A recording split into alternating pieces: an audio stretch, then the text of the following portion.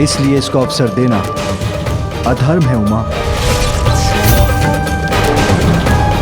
संसार की रक्षा के हमारे कर्तव्य के विरुद्ध है। हृदय पर आघात लेकर अपने कर्तव्य पर सदैव अडिग रही हूँ मैं। इसीलिए कर्तव्य बोध करवाकर और अकारण अधर्म का दोष लगाकर आप मेरा अपमान मत कीजिए स्वामी। सर्वथा अनुचित है ये। पार्वती तो कुछ समझने के लिए तैयार ही नहीं है। इस दुष्ट पापी की रक्षा कर रही हूँ मैं, क्योंकि भक्त तो भगवान से बड़ा होता है। उचित है ना स्वामी? पुनः पूछती हूँ मैं, उत्तर दीजिए मुझे। भगवान बड़ा होता है या भक्त?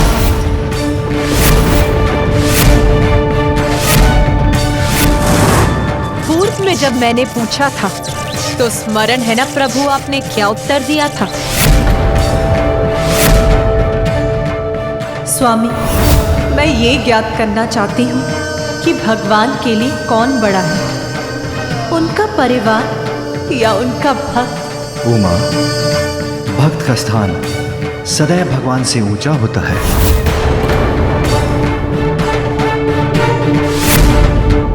जगत जननी और जगत पिता के अनर्थकारी क्रोध के जागृत होने के पूर्व ही शांत करना अत्यंत आवश्यक है। जब तक माता पार्वती मेरी रक्षा कर रही हैं, महादेव भी मेरा कुछ नहीं बिगाड़ सकते। आज मैं अपने पुत्र के साथ सत्य और धर्म का साथ देने के लिए खड़ा हूं, और आप हमारा, अपने परिवार का विरोध कर रही हैं। क्या ये बात आपको विचलित नहीं करती? विचलित तो मुझे ये कर रहा है स्वामी कि आप सदैव कहते रहते हैं कि परिवार और भक्त में कोई भेद नहीं। जगत पिता और जगत माता हैं हम। सभी हमारी संतानें हैं, जिनका कल्याण दायित्व है हमारा। पुत्र कार्तिकेय को मुझसे दूर करते समय यही समझाया था ना आपने, किंतु आज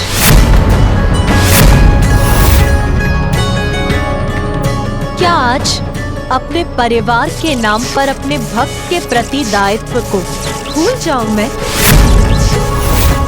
परिवार नहीं पार्वती, धर्म की रक्षा करने का हमारा कर्तव्य ही सर्वोपरि है हमारे लिए। इसलिए इस असुर का बचाव कर अधर्म का साथ दे रही हो तुम, जो किसी भी दृष्टि से उचित नहीं। अनुचित है, अधर्म है। तो क्या अनेकों बार जो आपने असुरों को वरदान दिया वो भी अधर्म ही था? और तब किया था उन असुरों ने, तब विवश होकर ही मैंने उनको वरदान दिए थे। तो फिर जो मैं कर रही हूँ वो भी अनुचित कैसे हो सकता है स्वामी? मेरी भक्त है सुवेनी, घोर तप किया है उसने।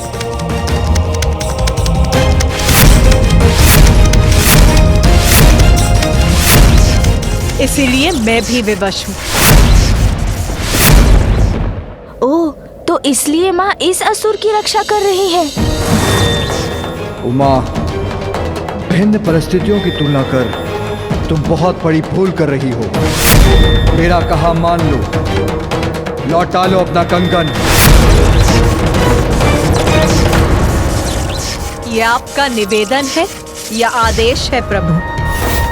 और ये भी बताने की कृपा करें कि इस समय आप मुझसे मेरे पति के रूप में बात कर रहे हैं या जगत पिता महादेव के रूप में? ये माता अपने क्रोध में क्या कह गई? अब महादेव क्या करेंगे? महेश्वरी, अपना कंगन लौटा लीजिए। मैं अपने पति के ही आदेश का पालन करूंगी। आप सभी अन्य के लिए देवाधिदेव होंगे, किंतु उस रूप में आपका मेरे ऊपर कोई भी अधिकार नहीं।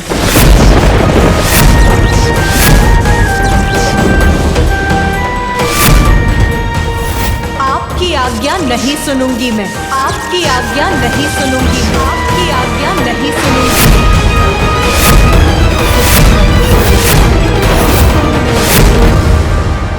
माँ माँ माँ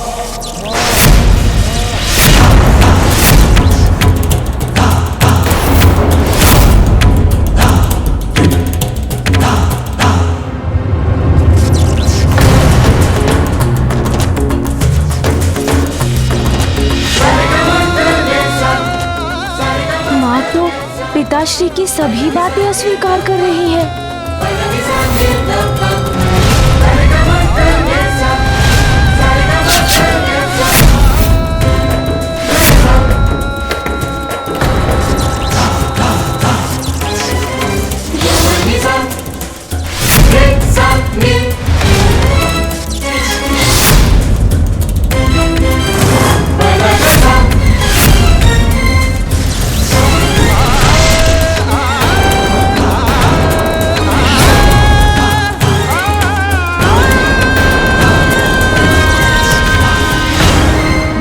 अम्बे रूप में अपनी भक्त सुवेनी को वरदान दिया था। अपने अम्बे रूप में ही मैं अपने वचन की रक्षा भी करूंगी। मैं आपको चेतावनी देती हूँ, मुझे चुनौती देने का दुस्साहस मत कीजिएगा। ये कैसा अनर्थ होने जा रहा है? उत्तम, अति उत्तम। इनके आपस का मनमुटाव मेरी सुरक्षा सुनिश्चित करेगा।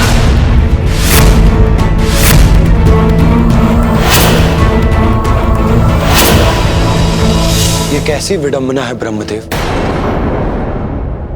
एक और महादेव और बालक गजानन, तो दूसरी ओर देवी पार्वती अपने दुर्गा रूप में। स्थिति अनियंत्रित हो रही है।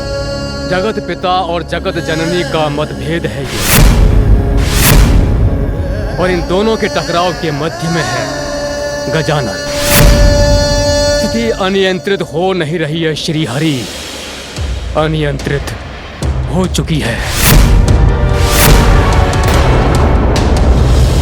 हमें शीघ्र वहां जाकर स्थिति को संभालने का प्रयत्न करना चाहिए। यदि इन दोनों का टकराव और बढ़ा तो विध्वंस होगा, उससे हम सभी नष्ट हो जाएंगे।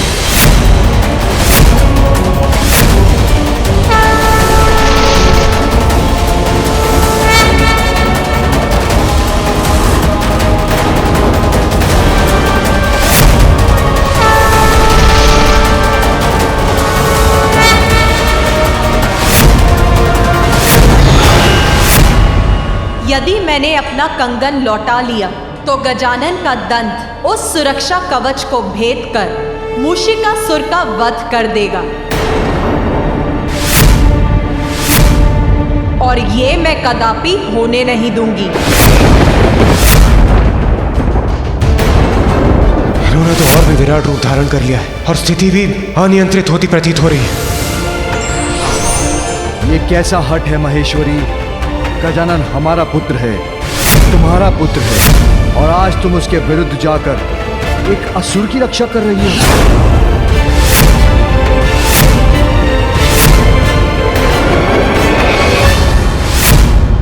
क्या धर्म, दायित्व, कर्तव्य बस आपके ही अधिकार क्षेत्र में है? आज मैं अपने भक्त के साथ खड़ी हो गई तो वो आपके लिए हट हो गया? क्या आप भूल गए वो क्षण जब आपने हमारे पुत्र गजानन का शीश उसके धड़ से विलग कर दिया था?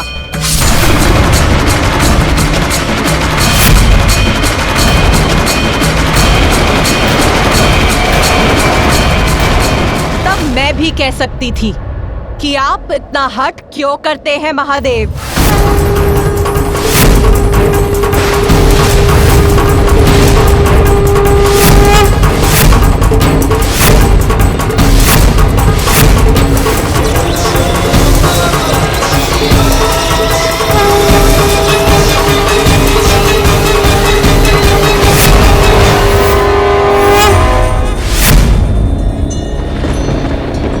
तुम्हें ज्ञात है ना देवी कि मूषिकासुर की दुष्टता का अंत करने के लिए जो उचित है उसी का साथ देने के लिए ही गजानन क्रियाशील है।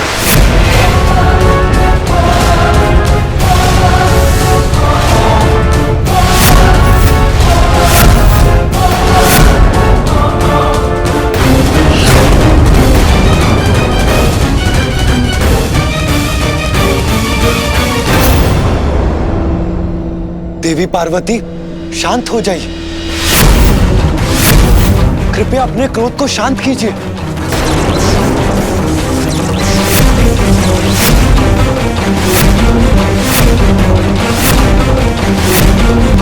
आपको ज्ञात था कि गजासुर एक भयानक पापी असुर है।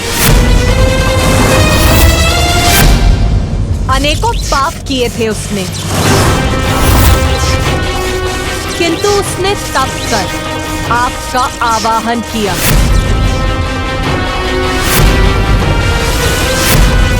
आपको अपने उदर में समाने के लिए कहा। कहो, क्या वरदान चाहिए? आप चाहिए भोलेनाथ मेरे उदर में सदा के लिए। तो आपने उसको क्या उत्तर दिया स्वामी?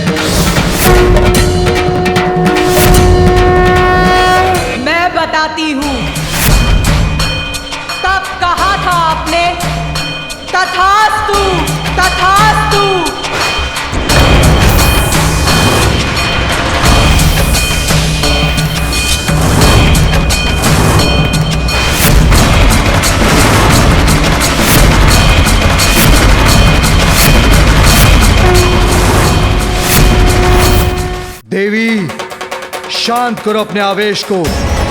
तुम्हारा पुत्र भी यहाँ है। क्या तुम चाहती हो कि वो ये देखे कि उसकी माँ उसके सन्मार्ग को चुनने के कारण इतनी आवेशित हो रही है? मैंने अपने पुत्र को ऐसे संस्कार दिए हैं कि वो उचित और अनुचित, धर्म अधर्म का भेद भली भांति समझ सके। वचन का महत्व समझने में सक्षम बनाया है उसे मैंने। मैं पुनः कह रहा हूं देवी, जो तुम कर रही हो वो अनुचित है। विवश कर रही हो तुम मुझे।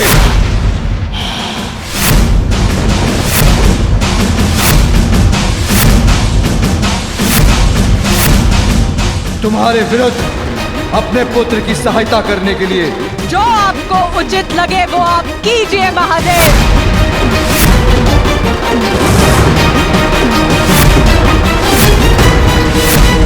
किंतु इतना जान लीजिए, मूषिकासुर की ओर बढ़ने का जो भी प्रयत्न करेगा तो उसे सर्वप्रथम मुझसे टकराना पड़ेगा।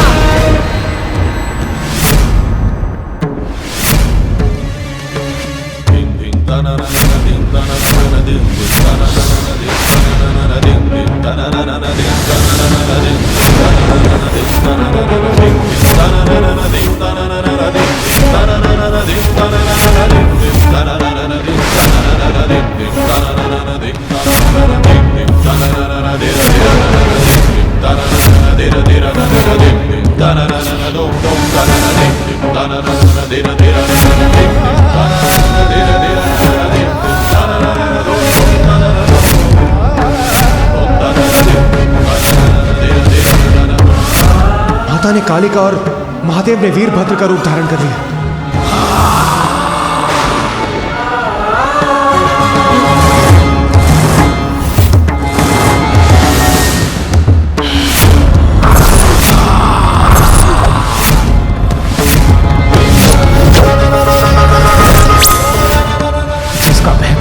वही हो रहा है। महादेव और देवी पार्वती दोनों अपने विकराल रूप में हैं। उनके मध्य संघर्ष हुआ तो सृष्टि छिन्न भिन्न हो जाएगी, कोई शेष नहीं रहेगा।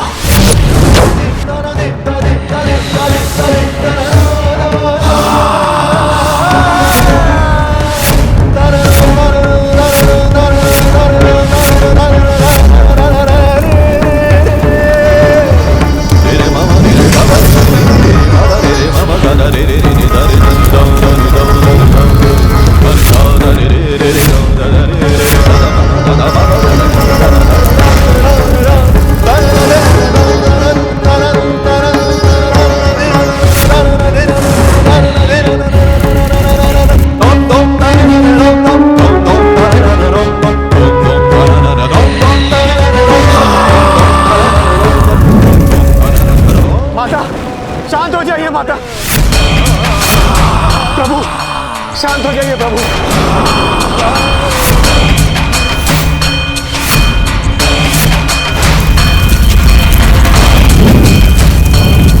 ये जो भी हो रहा है अनुचित है।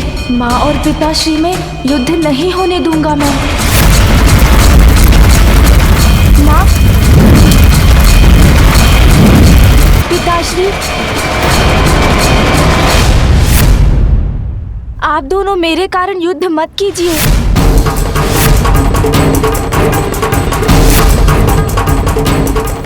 मत भूलिए, परिवार की कलह सदैव विनाशकारी होती है। आपको स्मरण है न पिताश्री, मैंने आपके साथ युद्ध किया था तो उसका क्या परिणाम हुआ था?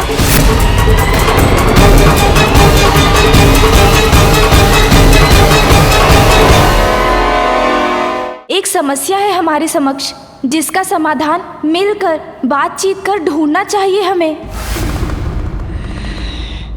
आपसी टकराव का तो एक ही परिणाम है, परिवार का विनाश। आप दोनों का ही युद्ध मेरे कारण हो रहा है ना, तो माँ, पिताश्री, लीजिए, मैं अपना दंत लौटा लेता हूँ।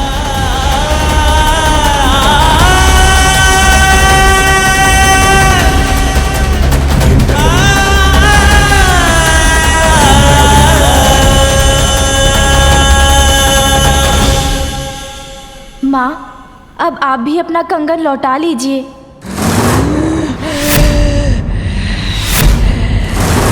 नहीं माते नहीं, मैं पुनः असुरक्षित हो जाऊंगा माते नहीं।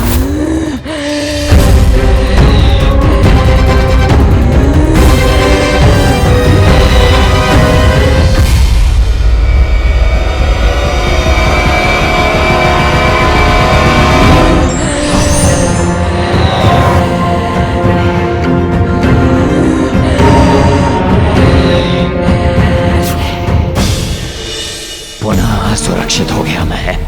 इसके पूर्व कि ये संपूर्ण परिवार एक साथ हो जाए, मुझे भाग लेना चाहिए।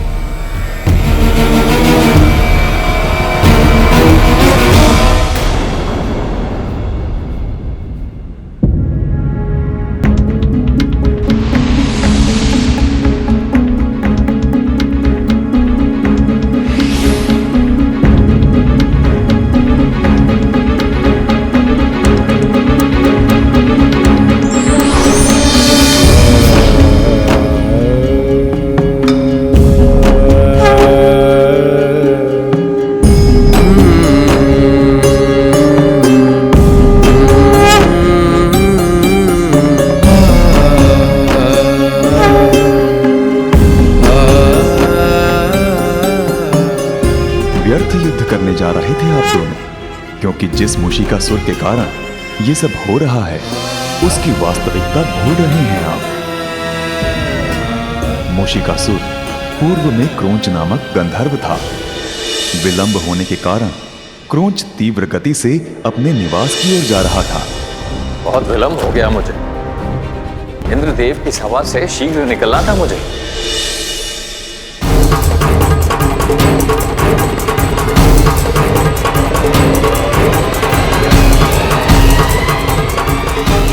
शीघ्रता में क्रोंच ऋषि वामदेव से टकरा गया, जिससे ऋषिवर की वर्षों की तपस्या। ऋषिवर बहुत क्रोधित हुए और उन्होंने क्रोंच को असुर बनने का शाप दे दिया। मैं तुम्हें श्राप देता हूँ कि तुम असुर बन जाओगे।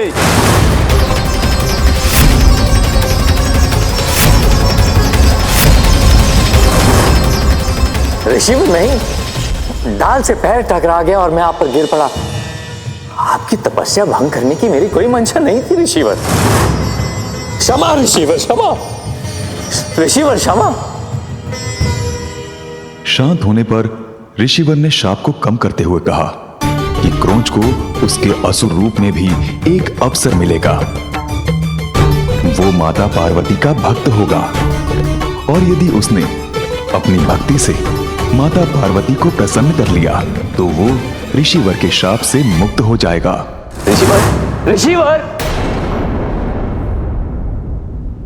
असुर रूप में आने पर क्रोंच देवी पार्वती का परम भक्त बनकर सदा उनकी भक्ति में लीन रहने लगा।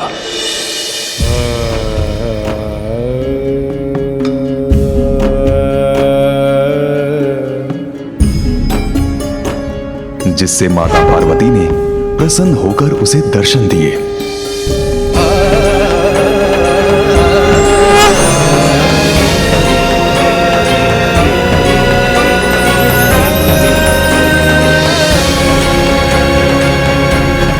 माता ने क्रोंच को बल, पराक्रम, सत्ता और बुद्धि का वरदान दिया।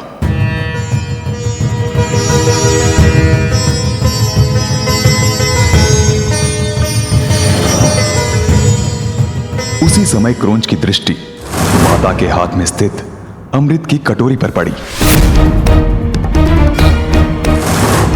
जिसे देखकर वो लालच में आकर माता से अमृत की मांग कर बैठा।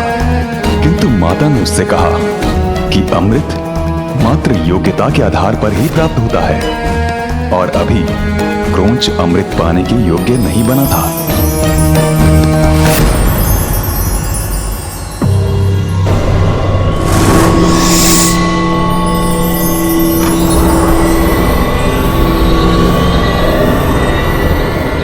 लालच में आकर क्रोंच ने मूषक रूप धारण कर माता के हाथ की कटोरी का अमृत चोरी से चख लिया।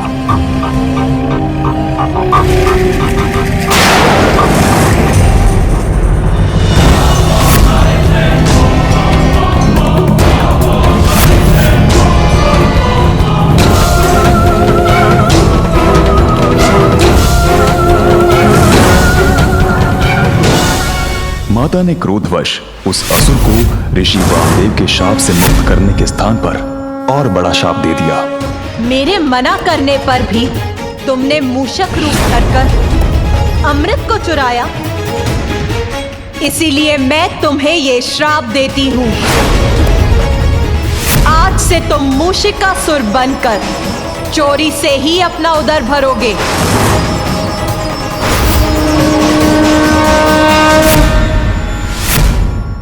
माते क्षमा, माते क्षमा, माते माते क्षमा, क्षमा कर दे माते, क्षमा कर, क्षमा माते, क्षमा। तुम मेरे बड़े भक्त हो और तुमने अमृत का भी पान किया, इसीलिए तुम्हारी मृत्यु नहीं होगी। समय आने पर मेरे पुत्र गजानन के हाथों तुम्हारा उद्धार होगा, तुम्हारा उद्धार होगा, तुम्हारा उद्धार हो।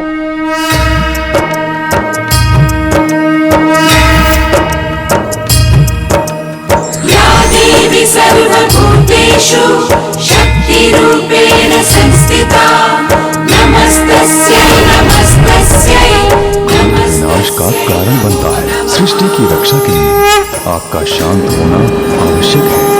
समस्या का हल क्रोध करने से नहीं, विचार करने से होगा और इस समस्या का हल केवल गजानन के पास है।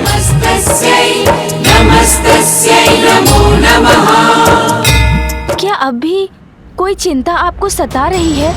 पुत्र, तुम्हारी माँ ने मूषिकासुर की पत्नी और उनकी महाभक्त सुएनी को वचन दिया है कि उनके पति को वो कुछ नहीं होने देंगी। सुएनी सदा सुहागन रहेगी। जो उचित है वो तो गजानन को करना ही। किंतु यदि मूषिकासुर का कुछ अनिष्ट हुआ तो मैं सुवेनी को क्या उत्तर दूंगी?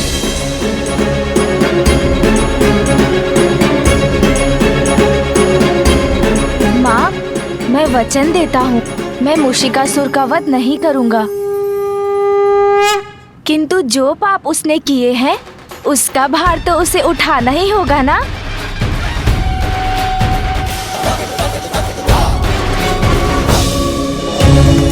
अभी अवसर है मेरे प्राण बचाकर भाग निकलने का। अभी माता पार्वती और महादेव के संघर्ष में ही सभी देवताओं का ध्यान लगा होगा, इसलिए अभी भागकर जितना दूर निकल जाऊं उतना ही उचित है। कोई नहीं है मेरे पीछे, गजानन भी नहीं, सुरक्षित हूं मैं।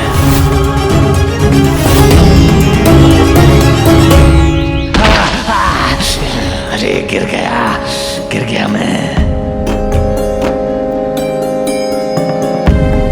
मैं वचन देता हूँ माँ, आपका वचन भंग नहीं होने दूंगा। मूषिकासुर का जीवन छीनूंगा नहीं, अपितु जीवन जीना सिखाऊंगा उसे।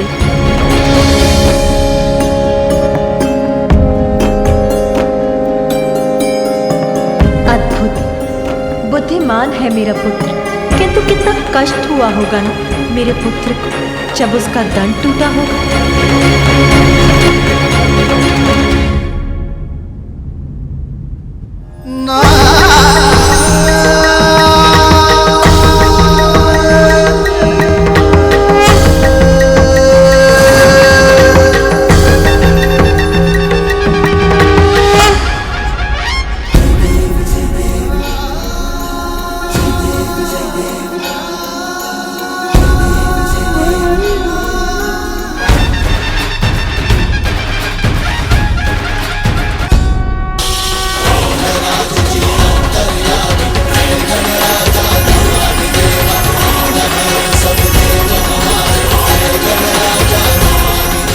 धन्यवाद माँ, मेरे टूटे दंत को पुनः स्थित करने के लिए।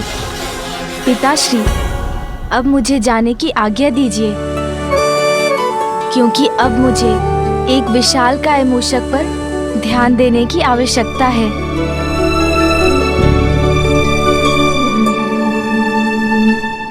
ये कहाँ गिर गया मैं?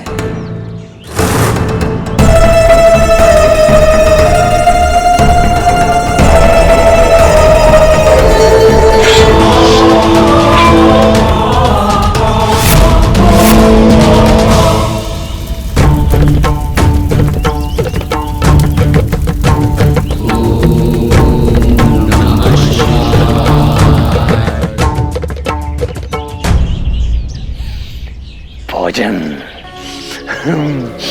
स्वादिष्ट भोजन की सुगंध आ रही।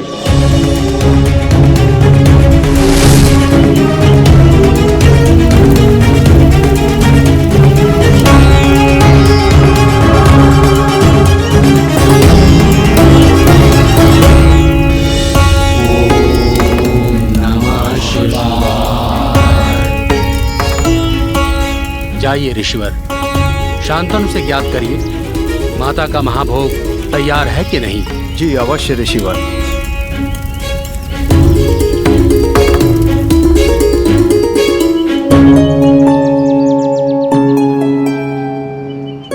प्रणाम शांतनु जी।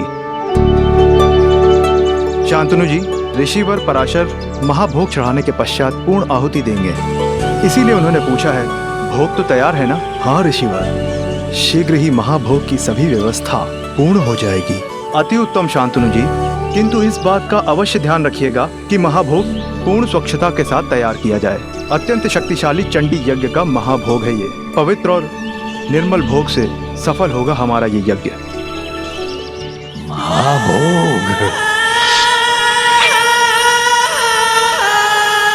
अर्थात बहुत बड़ा भोज होगा। बहुत समय से कुछ भोजन प्राप्त नहीं हुआ, ये उचित अवसर है। चोरी तो स्वभाव है मेरा, तो चोरी से ही यहाँ पकने वाले ये स्वादिष्ट भोजन खाऊंगा मैं।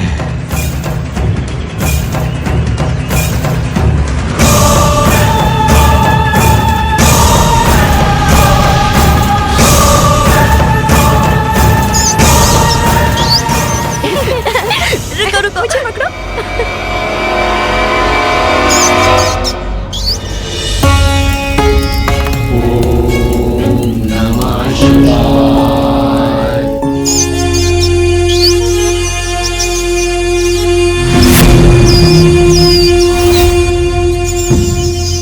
यहीं पर रहकर महाभोग की सामग्री की निगरानी करो, किंतु स्मरण रहे कोई भी इस भोजन को स्पर्श ना कर सके, अन्यथा वो अपवित्र हो जाएगा। जी। स्पर्श ही नहीं, सारा का सारा खा जाऊंगा। इतना स्वादिष्ट भोजन।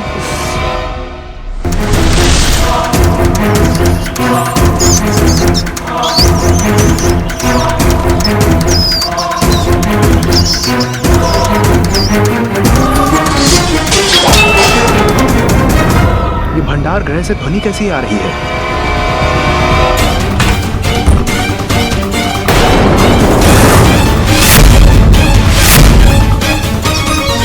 ये इतना बड़ा मूषक भीतर कैसे आया? यहाँ प्रवेश कर महाभोग को नष्ट करने का दुस्साहस कैसे किया तुमने? भोजन चाहिए था मुझे, प्राप्त किया मैंने, मूर्ख ऋषि। महाभोग को अपवित्र करने के लिए ऋषि पराशर श्राप दे देंगे तुम्हें। श्राप पर पाप से भय नहीं लगता मुझे।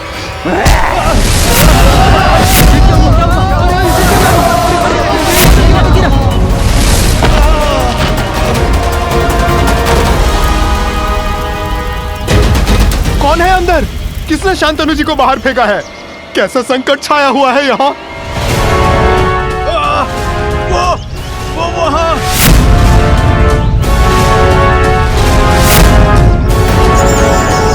अरे इतना बड़ा मूषक कहाँ से आ गया?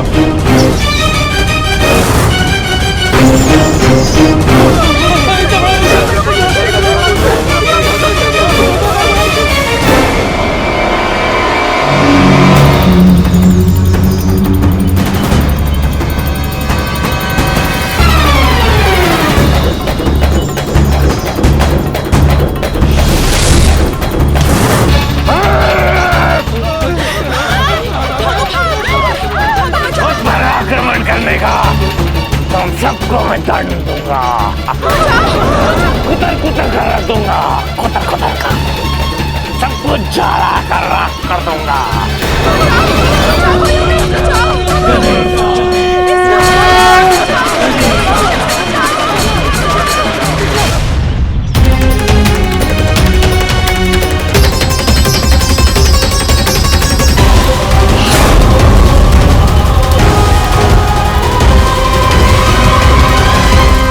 ऋषियों, बालकों को अग्नि से दूर वन में ले जाओ।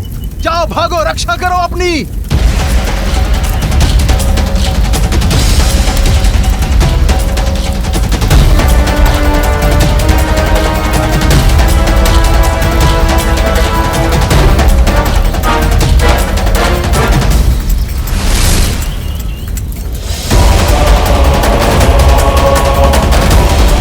अच्छा, तो वो दुष्ट मूषिकासुर यहाँ आश्रम वासियों को सता रहा है।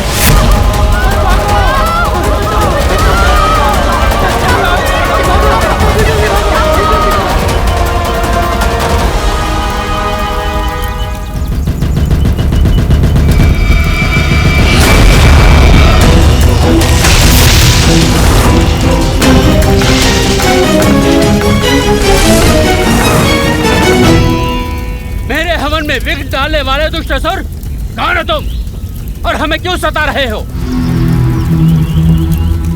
मूषिकासुर हूं मैं।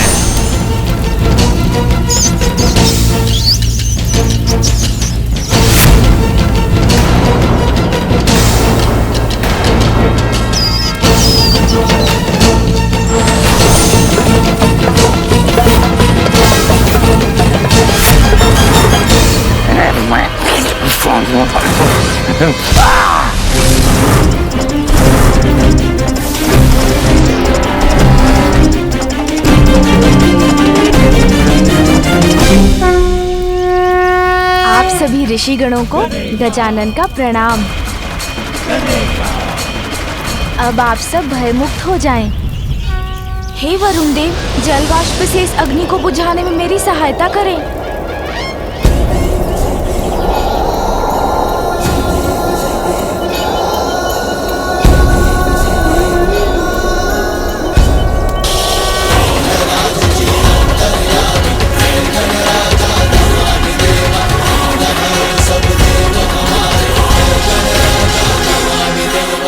ऋषिवर, मुझे अनुमति दीजिए कि कि मैं तनिक जाकर इस मूषक को थोड़ी सद्बुद्धि दे आऊं।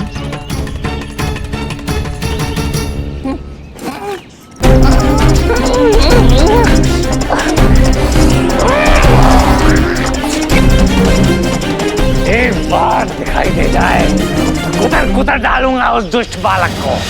अरे यहाँ वहाँ कहाँ ढूंढ रहे हैं मुझे असुर जी? मैं तो यहाँ हूँ। प्रतीत होता है इस बालक को मुझे अपनी शक्ति दिखानी ही पड़ेगी। सावधान बालक, वहीं रह, मैं आ रहा हूँ।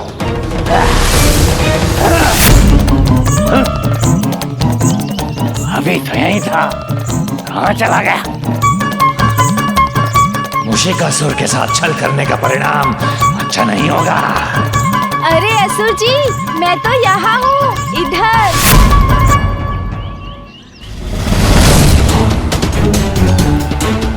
तुम वहाँ हो? अब कहाँ गया ये? एक बार मेरी पकड़ में तो आए।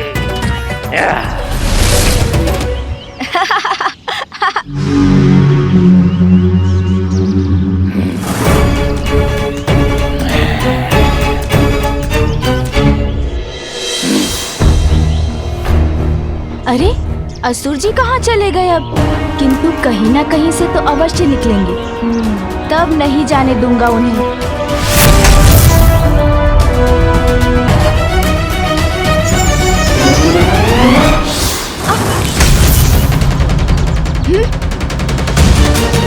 कहाँ गई वो?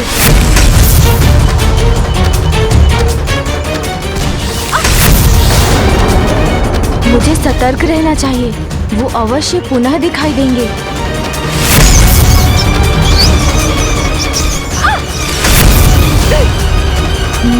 शक्ति से नहीं, अब बुद्धि से ही पराजित करूंगा मैं इन्हें।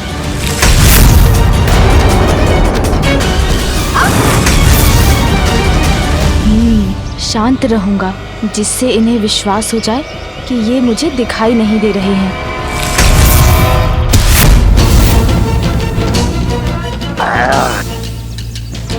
बस अब क्रीड़ा समाप्त मूषिकासुर जी।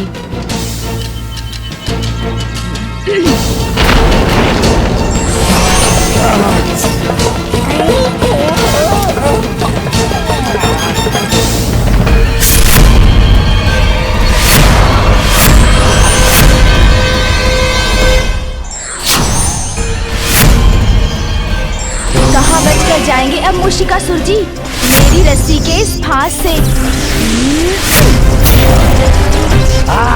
ये फंदा कहाँ से आया? हाथ छल लिया इस बालक ने मुझे। छोड़ो मुझे, छोड़ो मूषिकासुर को।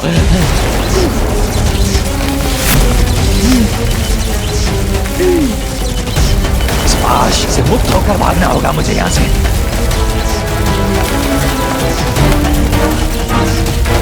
ऐसे नहीं छोड़ेगा इस पाश को, तो मैं इतनी वेग से भागूंगा कि यह बालक संभाल ही ना सके। फिर ये पाश इसके हाथों से फिसल जाएगा और मैं भाग निकलूंगा।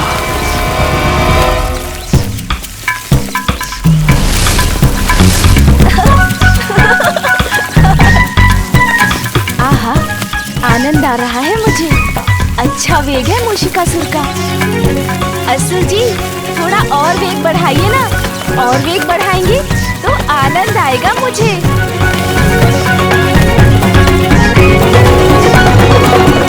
अरे वाह, इस प्रकार तो ये वाहन का आनंद दे रहे हैं। मैं इससे मुक्त होने के लिए वायु के वेग से दौड़ रहा हूँ। इस दुष्ट को आनंद आ रहा है।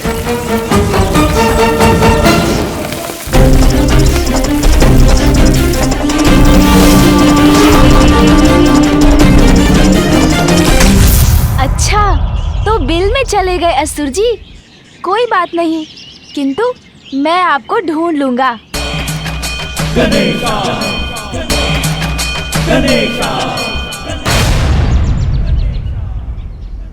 हाँ हाँ, अति उत्तम विचार है सून जी। आप बिल के अंदर ढूंढिए, मैं यहाँ निगरानी रखता हूँ।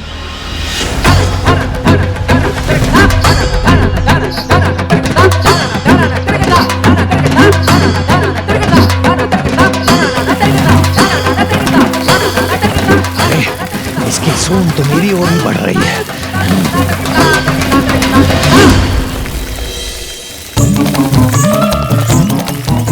इसकी सूंड तो मेरे पीछे ही पड़ गई।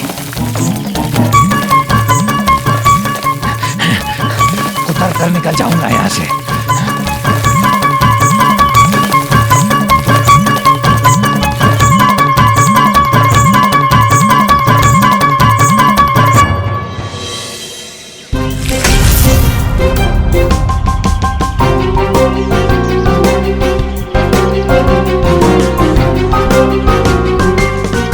चिंता मत कीजिए सूंड जी, मूषिकासुर जी को तो हम पकड़ ही लेंगे। कैसे? मूषिकासुर का स्वभाव है चोरी और लालच, उसी का लाभ उठाएंगे हम।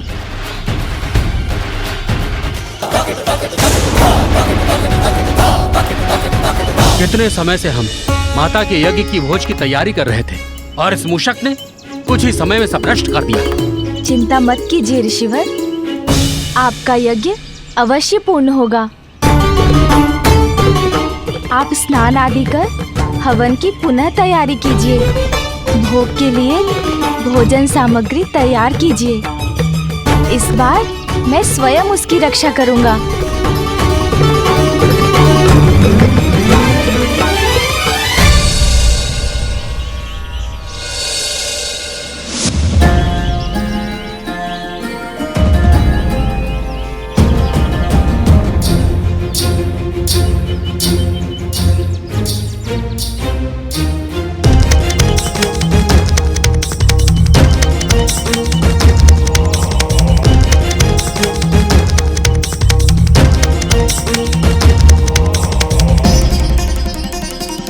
प्रणाम।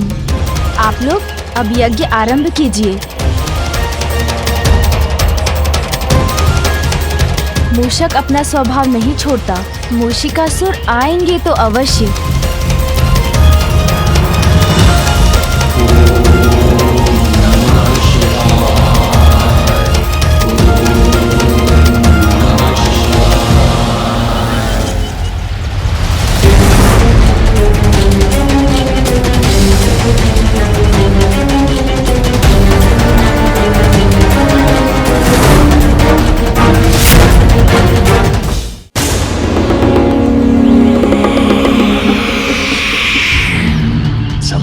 तो इसी में है कि मैं यहां से भागकर कहीं दूर चला जाऊं।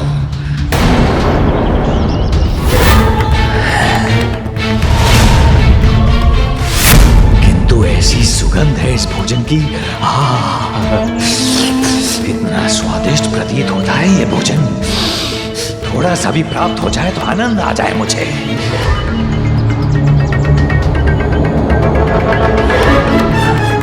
नहीं, मुझे निकल भागना चाहिए यहाँ से। किंतु ये तो मेरे स्वभाव के विपरीत होगा। चोरी नहीं की तो जीवन व्यर्थ हो जाएगा मेरा। कुछ भी हो जाए, किंतु इस भोजन की चोरी तो अवश्य करूंगा मैं। आभास तो हो रहा है मूषिकासुर भोजन के लालच में अवश्य आएंगे।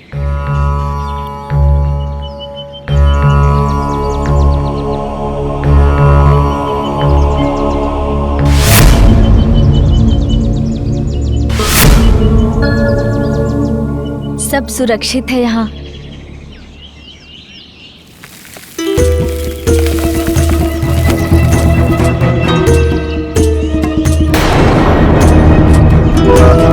अच्छा मूषिकासुर जी, तो वहाँ छिपे हैं आप।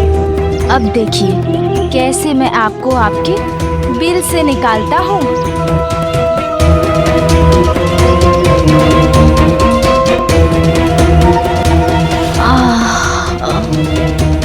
यहाँ बैठकर थोड़ा विश्राम कर लेता हूँ।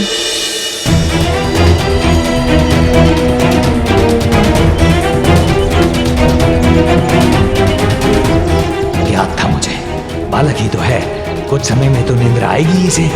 सो गया ना। अब मैं अपना कार्य करूंगा।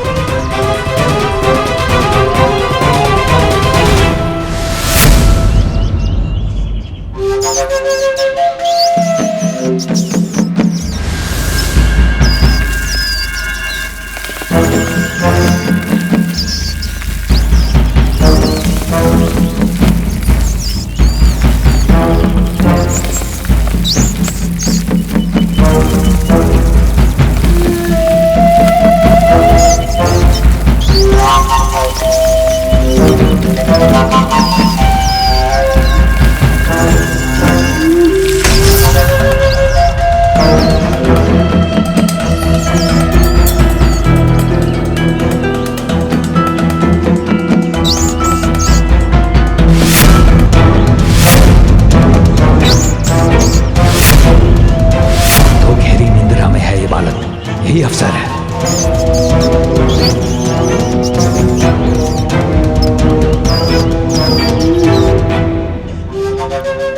खीर।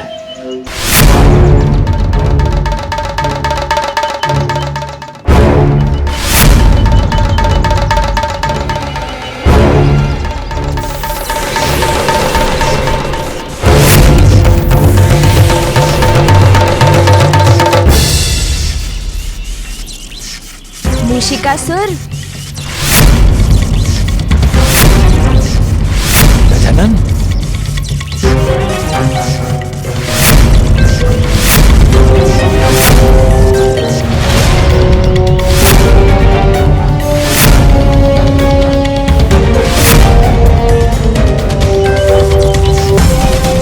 कितना दंड दिया आपको, किंतु आप हैं कि सुधर ही नहीं पा रहे हैं।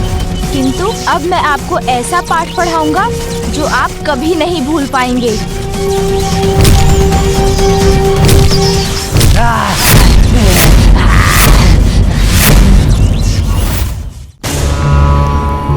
मैंने ऋषिगणों को वचन दिया था कि इस बार उनके हवन में कोई विघ्न नहीं आने दूंगा, इसलिए किसी युक्ति से इस मूषक को यहाँ से दूर ले जाना होगा मुझे।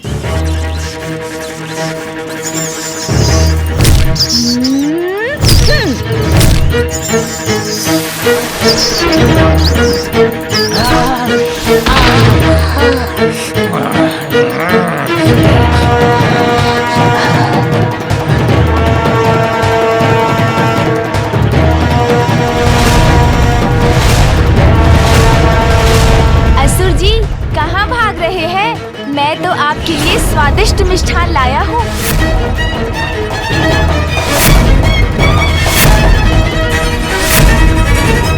अरे, भूख लगी है तो मुझसे मांगा होता भोजन, मैं दे देता असुर जी। भोजन? यहाँ आकर जितनी इच्छा है खा लीजिए।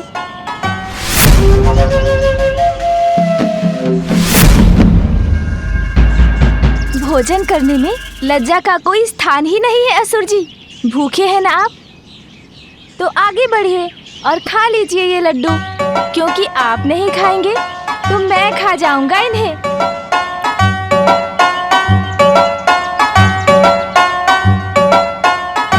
ये लीजिए असुर जी, खाइए।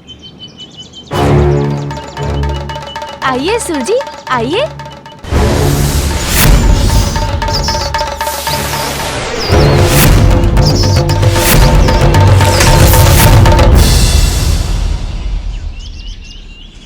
आह, कितने स्वादिष्ट है ना ये।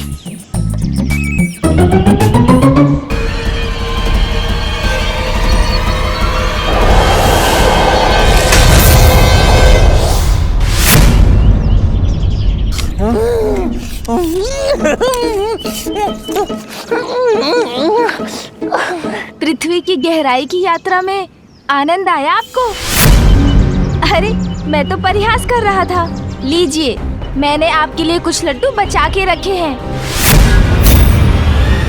लीजिए लीजिए, खा लीजिए।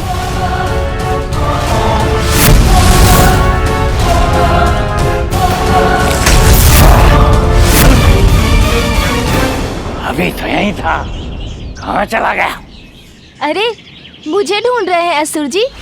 यहाँ हूँ मैं। आइए, लड्डू खा लीजिए। अब कितने समय तक बचा के रखूंगा इन लड्डुओं को? शीघ्र आइए यहाँ, तब तक मैं एक और खा लेता हूँ।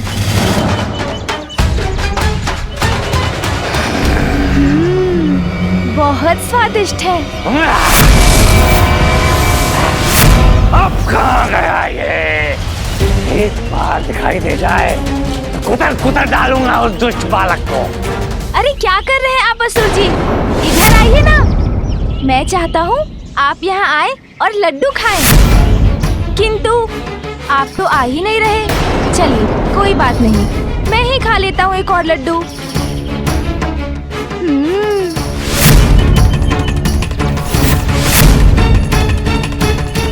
सावधान बालक, वहीं रह, मैं आ रहा हूँ।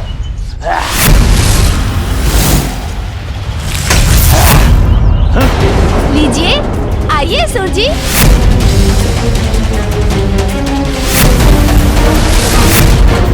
क्या हुआ असुर जी? रुकिए, अब और लड्डू खाने दीजिए मुझे।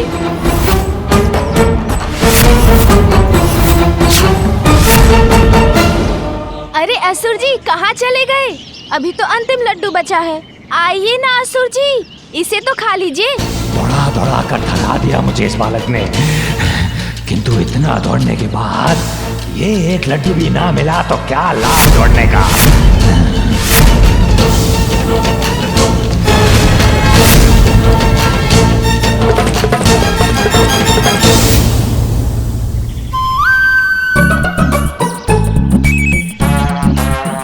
प्रतीत होता है आपके भाग्य में ही नहीं था लड्डू खाना।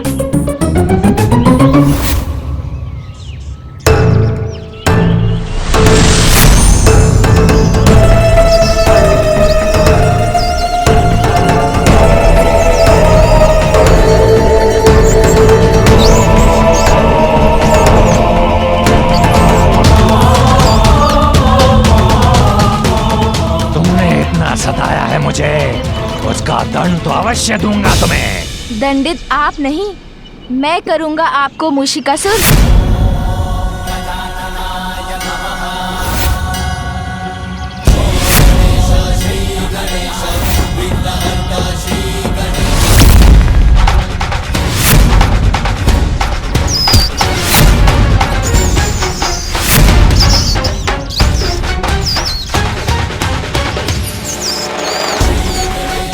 तुम्हें अपने ऊपर से गिराकर एक ही बार में तुम्हारे सभी प्रहारों का उत्तर दूंगा।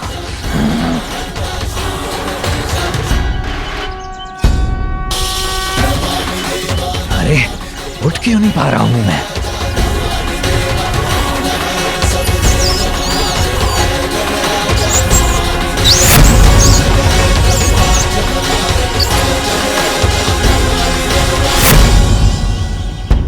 वही तो मैं भी सोच रहा हूँ मूषिकासुर कि आप उठ क्यों नहीं पा रहे हैं।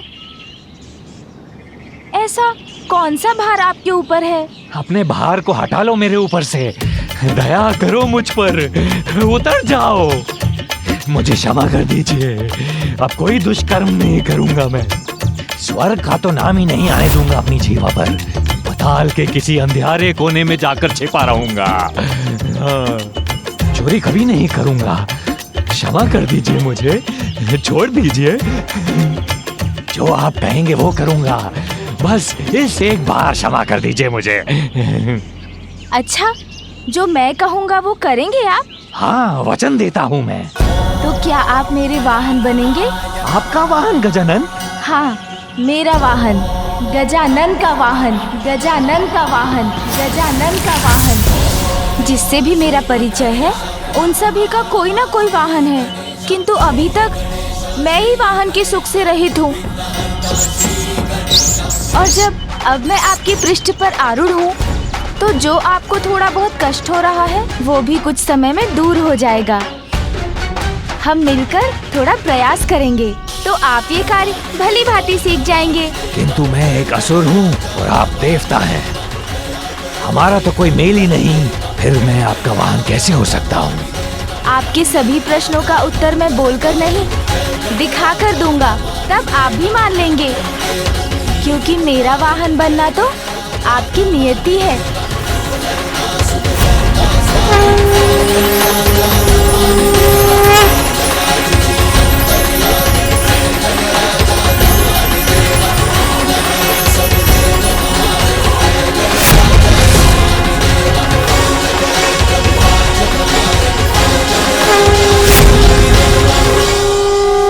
जिससे भी मेरा परिचय है उन सभी का कोई ना कोई वाहन है, किंतु अभी तक मैं ही वाहन की सुख से रहित हूँ।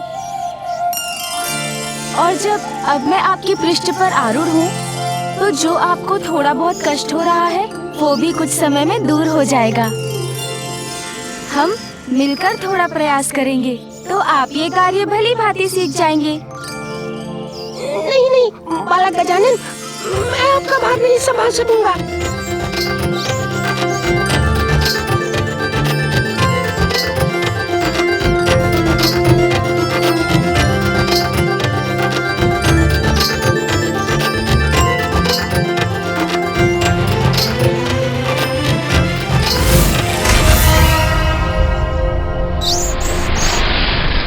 कहिए, बनेंगे ना मेरे वाहन? किंतु मैं एक असुर हूँ और आप देवता हैं। हमारा तो कोई मेल ही नहीं, फिर मैं आपका वाहन कैसे हो सकता हूँ?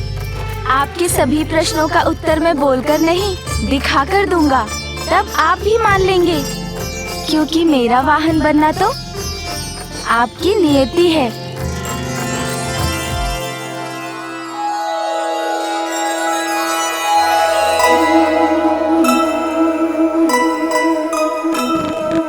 स्मृत मुशिकासुर को सुमुख दिखाए,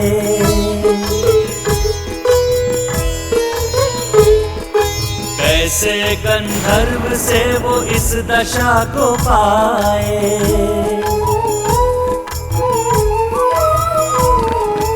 उमा आशीष दिया विनायक के द्वारा, होगा उद्धार उचित समय पे तुम्हारा।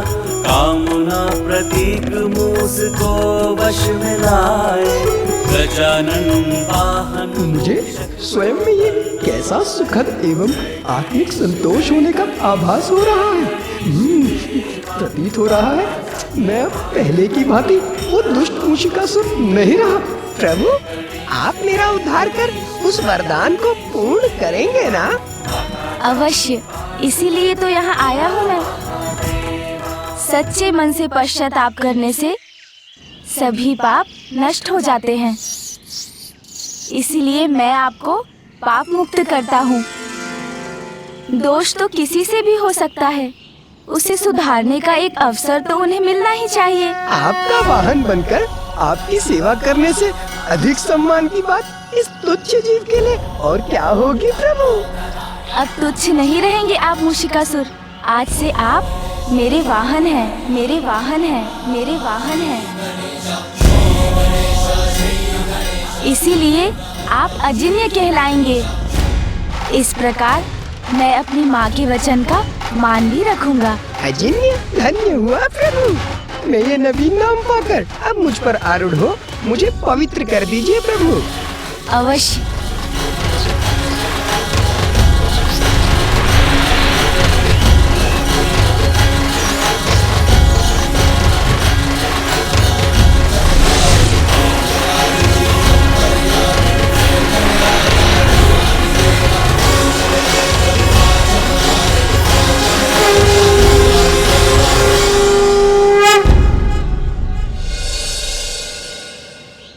देखिए, मुझे मेरा वाहन मिल गया।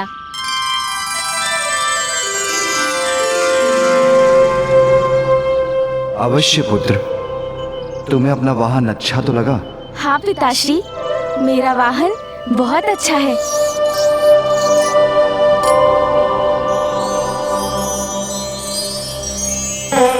माँ, नंदी जी और सोमनंदी जी के समान विशाल तो नहीं है ये, और फूफा जी और मामा जी के वाहन के समान उड़ सकेगा या नहीं ये भी मुझे ज्ञात नहीं। किंतु जैसा भी है, मुझे तो अपना वाहन बहुत प्रिय है। माता, पूर्व में एक बार आपने मेरी रक्षा की थी और आज आपके पुत्र गजानन मेरे रक्षक बने। इसीलिए मैं तो सदा आपका ऋणी रहूंगा।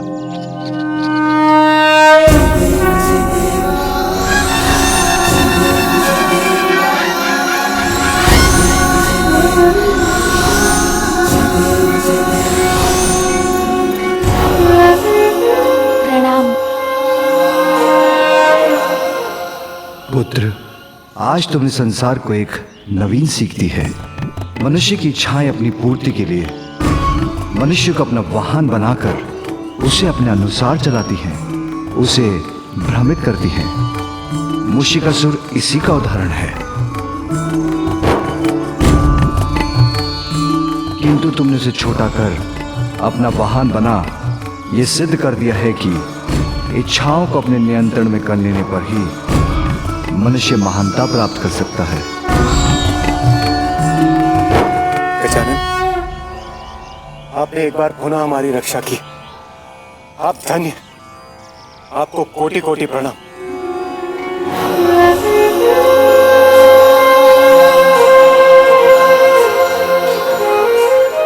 प्रणाम प्रभु।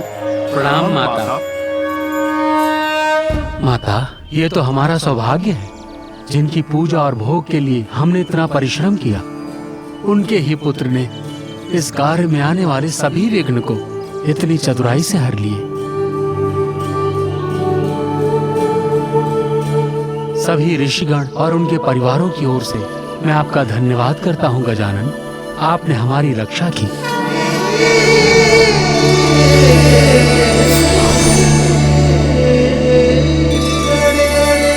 मैंने इन लड्डुओं के लिए आपको इतना दौड़ाया, तो अब मैं आपको लड्डू खिलाऊंगा मूषिकासुर जी।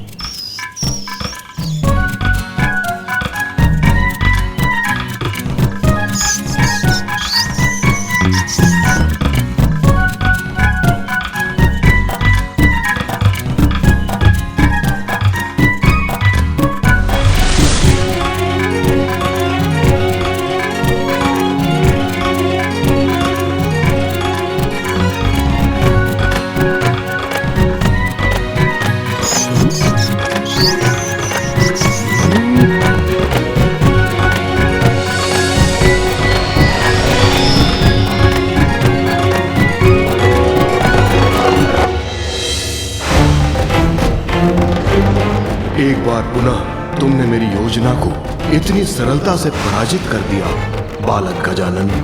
वास्तव में तुम्हारी बुद्धि और प्रतिभा अद्वितीय है। अति उत्तम मेरे वाहन मूषक जी। अब शीघ्र मुझे कैलाश ले चलिए।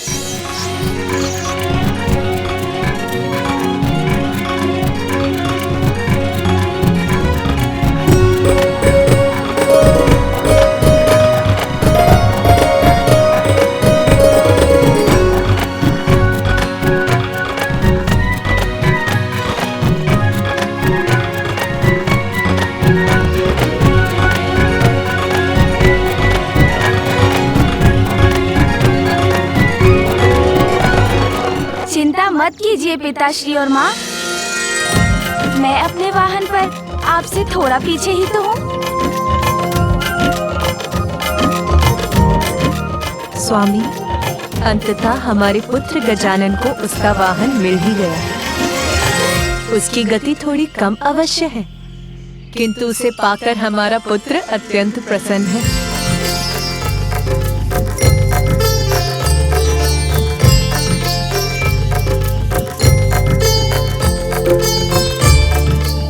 महेश्वरी, प्रिय, गजानन के द्वारा मूषिकासुर की रक्षा भी हो गई और उद्धार भी।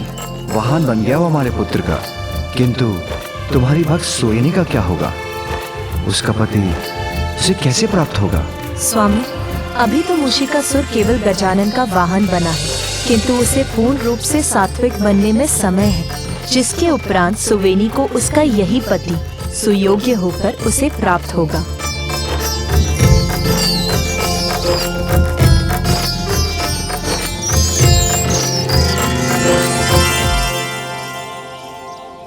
देखा मूषक जी, नंदी जी और सोम नंदी जी को। मुझे विश्वास है उनके समान आप भी इस पर्वत को लांघ जाएंगे।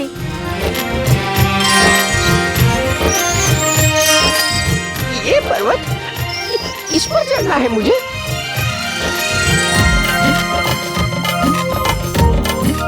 चलिए ना मूषक जी, आगे बढ़िए।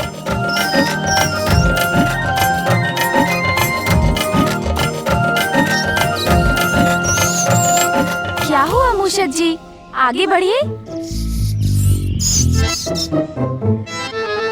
अरे देखने में ही कठिन है ये चढ़ाई। आपने देखा ना नंदी जी और सोम नंदी जी को, कितनी सहजता से उसके ऊपर चढ़ गए थे। आप भी चढ़ सकते हैं, चलिए। चिंता मत करें मूषक जी, आगे बढ़िए।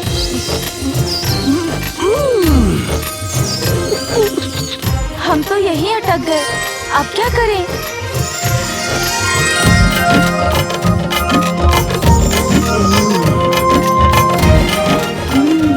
कुछ ऐसा करता हूँ जिससे मूषक जी को भी कष्ट ना हो।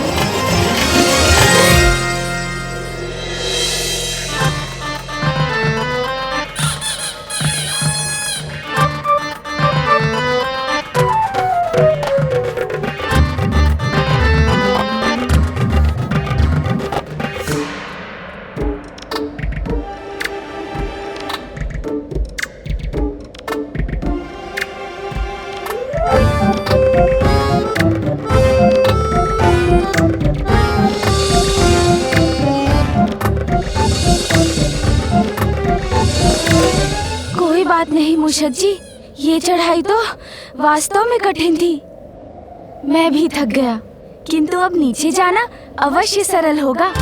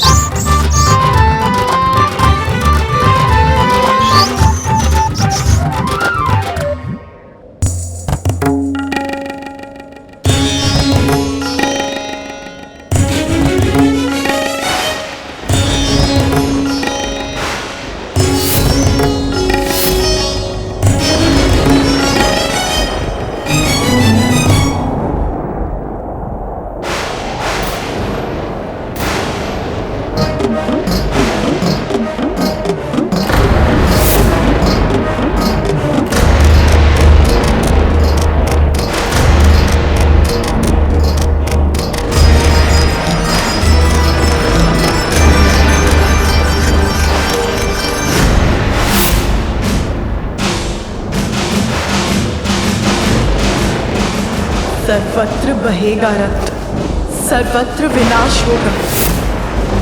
भयावह लाल रंग धारण कर ऐसा अनिष्टकारी संकेत क्यों दे रहा है आकाश?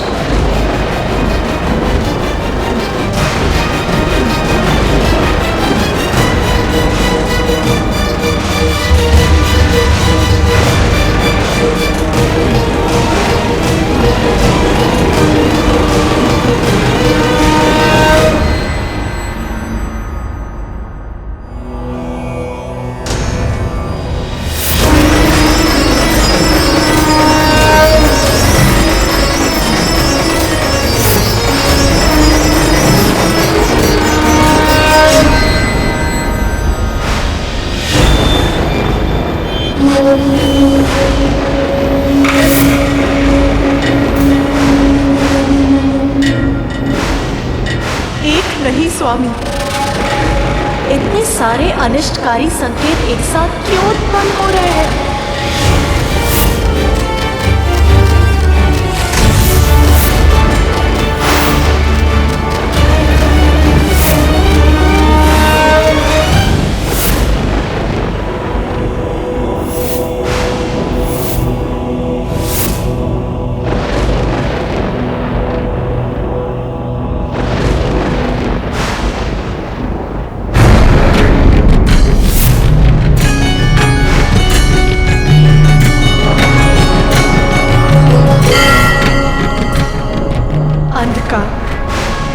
सर्वत्र अंधकार ही अंधकार छा जाएगा, ऐसा आभास हो रहा है मुझे, विचलित कर रहा है मुझे।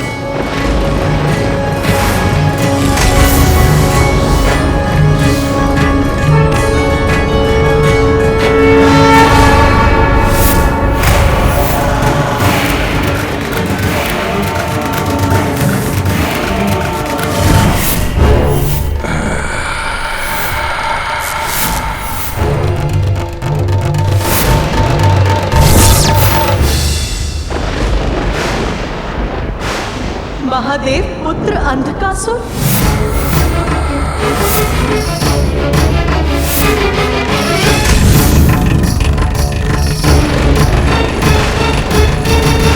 मेरे नेत्र बंद हुए तो उससे उत्पन्न अंधकार से जन्म हुआ अंधकासुर का, जिसका अंत देवता, गंधर्व, यक्ष, नाग, नारायण और स्वयं आप भी नहीं कर सकते स्वामी। वो अंधकासुर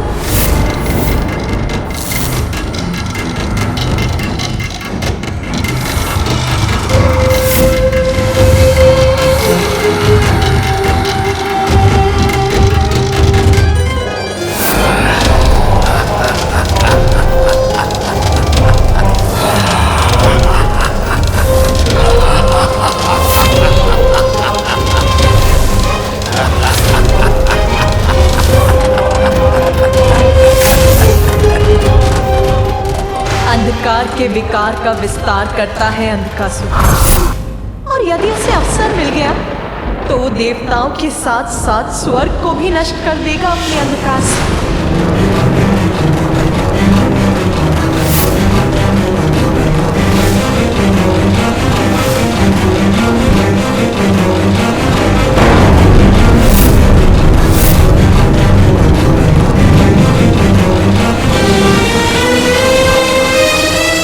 ये तो महासंकट की मेघ घुमर रहे हैं। दुष्ट असुर पुनः अपना वर्चस्व स्थापित करने का प्रयास कर रहे हैं। हमें शीघ्र कुछ करना होगा। विलंब उचित नहीं। शीघ्र महादेव के पास पहुंचकर इस समस्या का समाधान ढूंढना चाहिए हमें।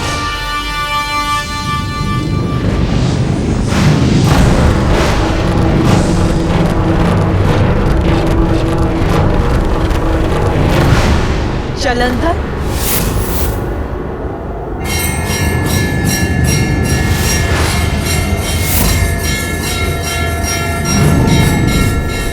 महादेव का तीसरा नेत्र खुला और उससे क्रोधाग्नि निकलकर सागर में गिरी।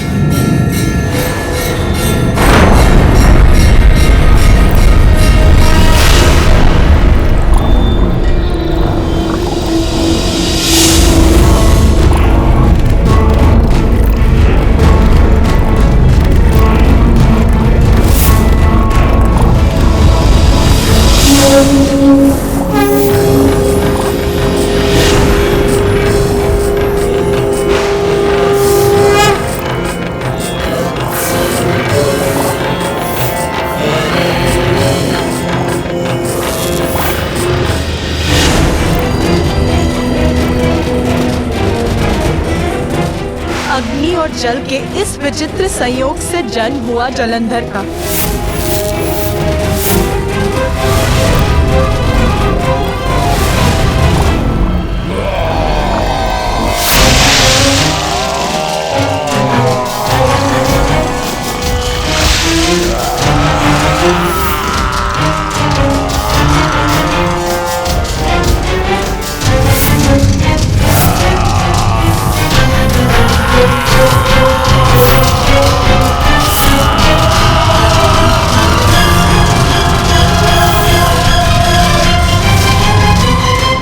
सत्य है, मेरी क्रोधाग्नि से उत्पन्न हुआ था जलंधर।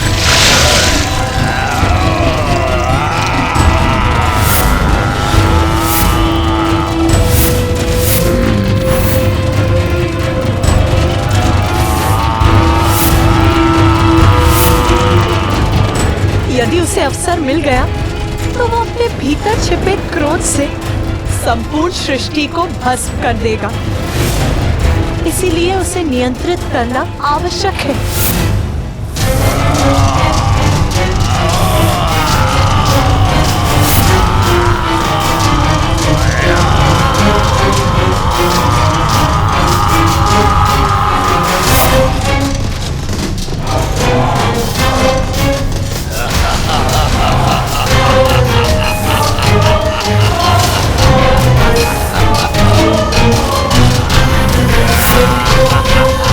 क्योंकि जलंधर वो अंधकारी शक्ति है जो आप ही के समान शक्तिशाली है महादेव।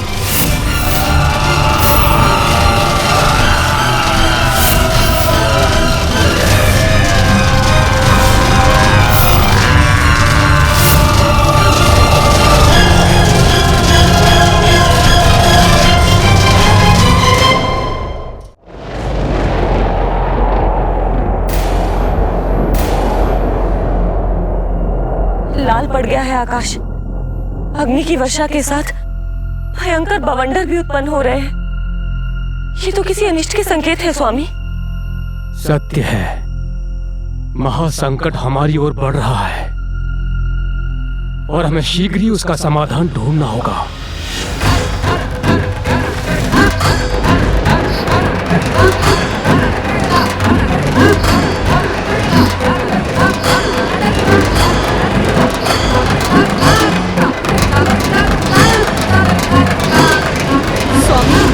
वायु इतनी भयंकर ध्वनि क्यों उत्पन्न कर रही है? शंखचूड़।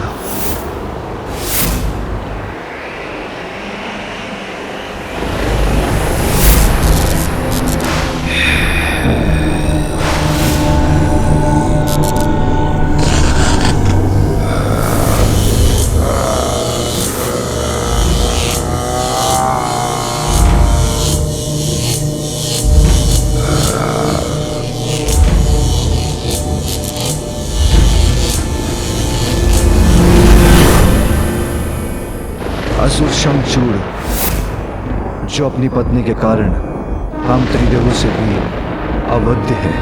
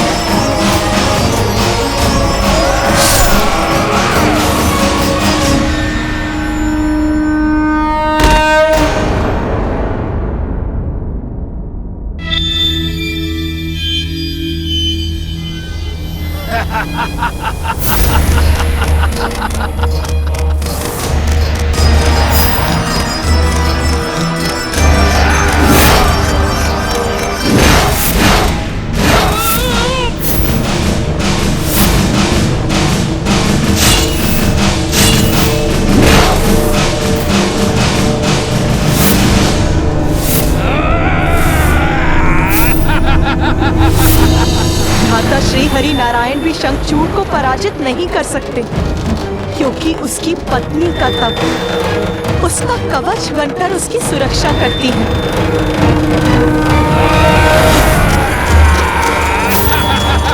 इसीलिए वो देवताओं, यक्षों, गंधर्वों को पराजित करने में सक्षम है।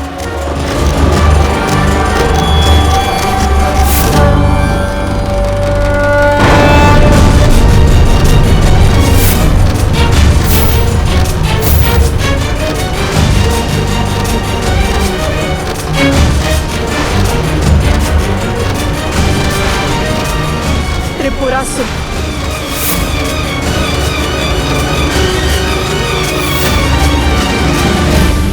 अर्थात तारकाक्ष,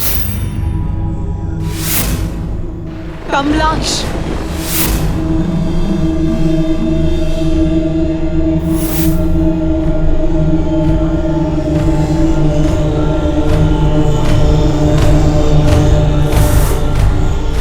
विधुनमाली,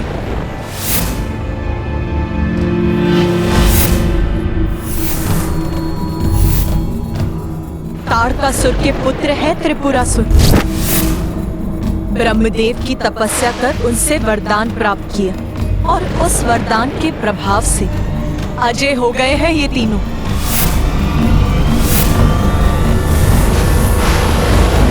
स्वयं महादेव और ब्रह्मदेव के वरदानों से रक्षित है ये तीनों।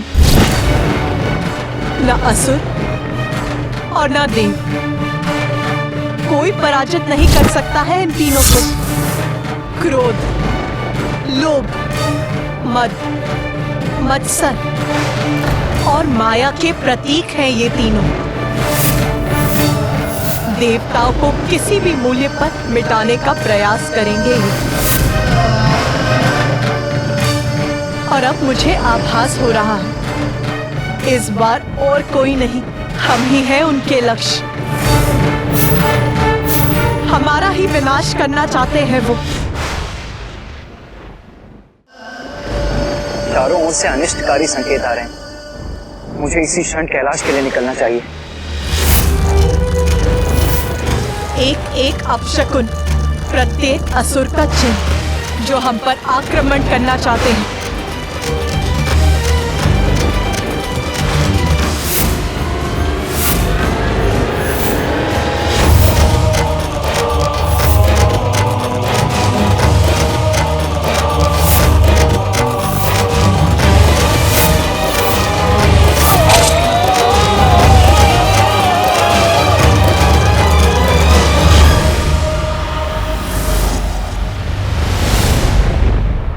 शुंभ, निशुंभ, शुंभ, निशुंभ अर्थात दुष्टता के ही दो नाम।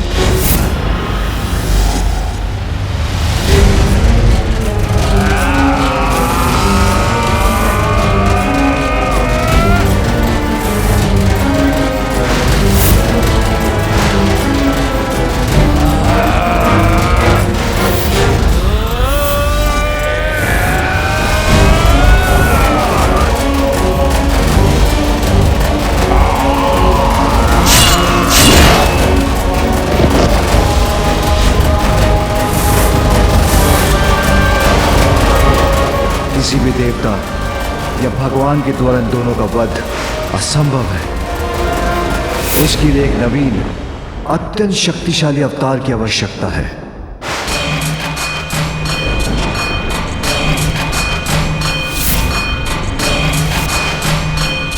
प्रभु, वहां उस असुर को देखिए।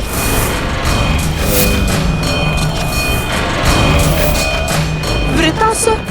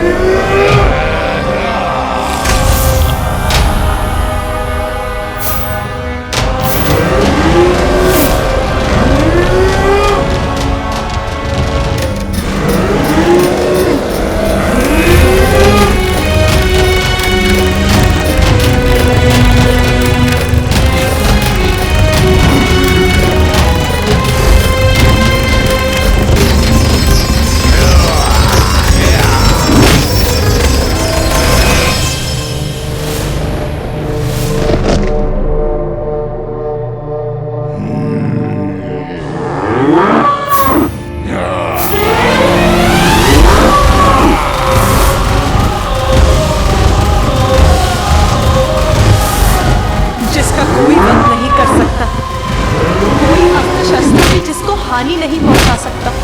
ये वो असुर है जो युद्ध करते करते और भी शक्तिशाली होता जाता है।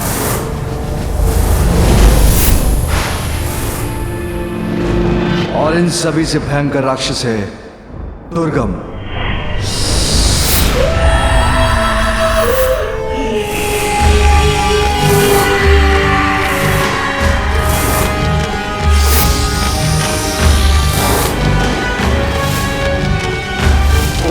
अग्निदेवताय नमः स्वाहा।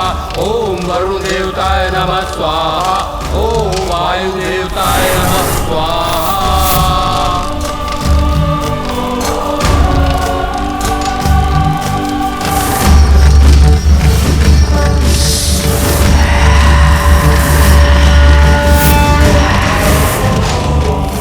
दुष्ट नहीं, चतुर भी है दुर्गम। विघ्नहर्ता श्री गणेश के अद्भुत शक्तियों से भरे वीडियोस देखने के लिए चैनल को सब्सक्राइब करना न भूलें और साथ ही बेल आइकॉन भी दबाएं।